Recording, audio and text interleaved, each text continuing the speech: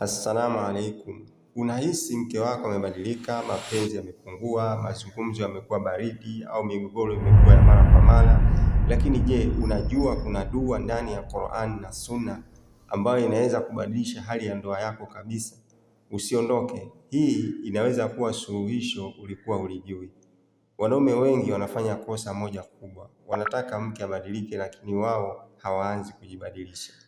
Ndoa haivunjiki kwa tukio moja, inaanza polepole. Maneno makali, kukosa muda, kukosa dua, hapa ndipo baraka zinaondoka bila wewe kugundua. Allah anasema katika Qur'an, Bismillahirrahmanirrahim, wa min ayati an khalaqa lakum min anfusakum azwaja la taskunu ilayha wa ja'ala bainakum mawadda wa rahma. Na miongoni mwa ishara zake ni kuwa amekuumbeni wake ili mpate utulivu kwao, na ameweka kati yenu upendo na rehema. Hivyo mapenzi ya ndoa ni zawadi kutoka kwa Allah na yanarudi kwa kumrudia Allah. Sasa sikiliza dua hii, usikalili tu, ielewe.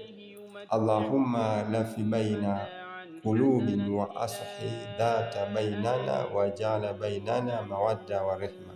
Ewe Allah, unganisha nyoyo zetu, tengeneza mahusiano yetu, na weka kati yetu upendo na rehema. Na pia dua nyingine, Allahumma idhhib ghadab wa shahana min bainana. Ewe Allah, ondoa chuki na uhasama kati yetu. Lakini kuna siri kubwa, dua haitafanya kazi kama unaongea vibaya, unamdharau mkeo, humpi muda wala heshima. Mtume sallallahu alaihi wasallam alisema, mbora wenu ni yule aliye bora kwa familia yake. Hivyo kabla ya kusema ewe Allah rekebisha mke wangu, waanze kusema wewe, ewe Allah nirekebishe mimi kwanza. Ukisoma dua hii, fanya pia mambo haya, ongea kwa utulivu hata ukiwa na hasira.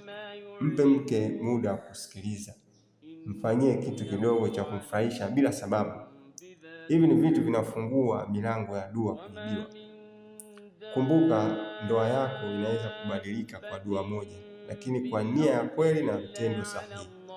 Kama umejifunza kitu hapa, bonyeza subscribe sasa, kwa sababu hapa tunajifundisha dawa, ndoa na maisha kwa mujibu wa Qur'an na Sunna bila kupindisha. Na andika kwenye comment, Allah aweke mawadda na rehema katika ndoa yangu.